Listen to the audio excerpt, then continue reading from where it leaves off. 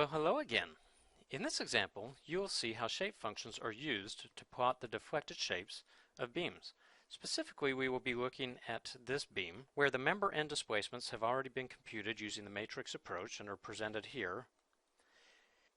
And we are being asked to use the shape functions to plot the deflected shape. First off, we need to identify and label the degrees of freedom. Here are the unrestrained degrees of freedom 1 and 2. The restrained degrees of freedom 3 and 4, 5, and 6. And so you will see that mapping as it is down here. The degrees of freedom associated with member 1 and those associated with member 2. We want to make sure that we understand what a shape function is. So a shape function is developed by locking all of the degrees of freedom. So here we've got degrees of freedom A through D. Consider all of them locked, and then we will impose a unit displacement at one of the degrees of freedom. In this case, I'm going to place it at degree of freedom A. So I'll take A, impose a unit displacement, and I'm going to go ahead and sketch what that deflected shape looks like. So there's no rotation up there, and it comes down to where there's no displacement, no rotation down here. Then what needs to happen is, as a function of x, we need to come up with an equation that describes what this deflected shape is. And that will give us an equation written as capital N, and I'm given a subscript of a since it was degree of freedom A that we displaced. And that is going to be a function of x. That is known as the shape function. And the way one would get that is through the use of, say, double integration. Now, if you do that for each of the 4 degrees of freedom independently, you get 4 separate shape functions, each one of them describing what the deflected shape looks like if you have a unit displacement in that degree of freedom. Please note that in all cases we have deflected shapes that are on the order of x cubed.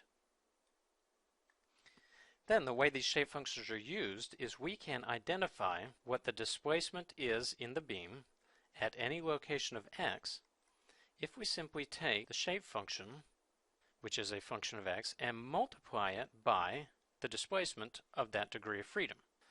So essentially that u sub a term is nothing more than a scaling factor that gets applied to that shape function.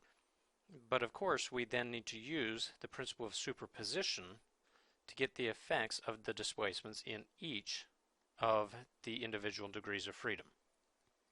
So in essence, in order to plot the deflected shapes for beams, we are going to need to carry out this set of math operations. We can write this in matrix form as such: NA, NB, NC, and ND. Please recognize that those are still functions of x. I have just left that off for the sake of brevity, and then I can multiply it by the displacements that occur at the degrees of freedom. So this is the way the deflected shape looks when we plot this within a spreadsheet.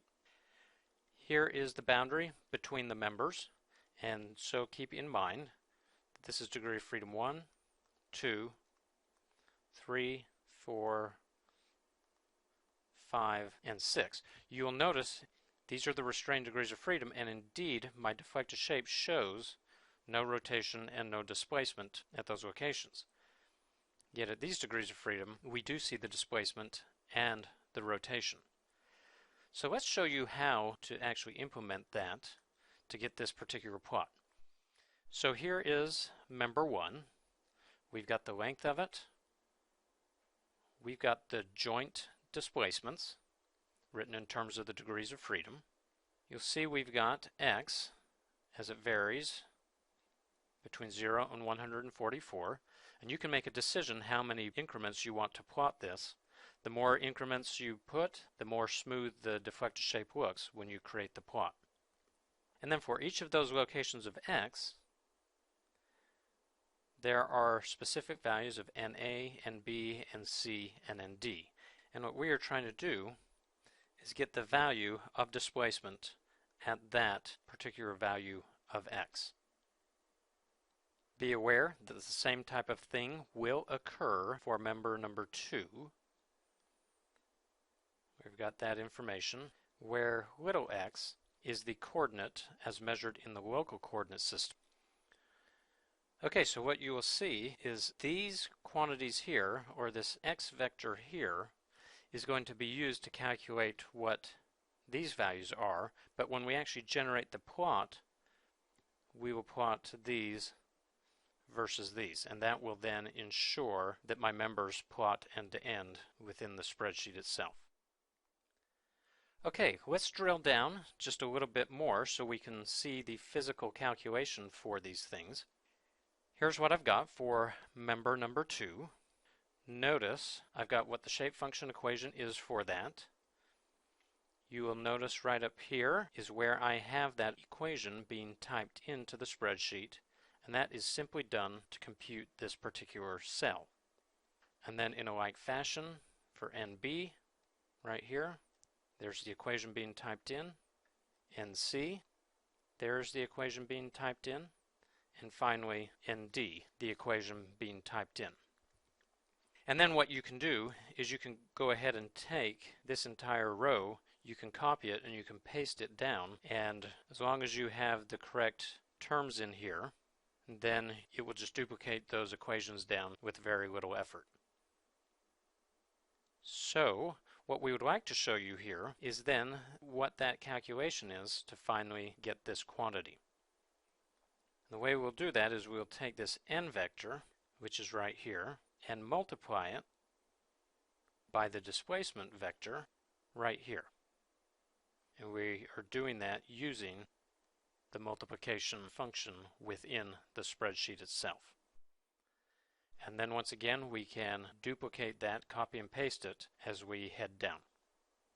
Once you do that for both members, we can create the plot and we get that deflected shape, keeping in mind that this is the undeformed shape and this is where that load had originally been applied.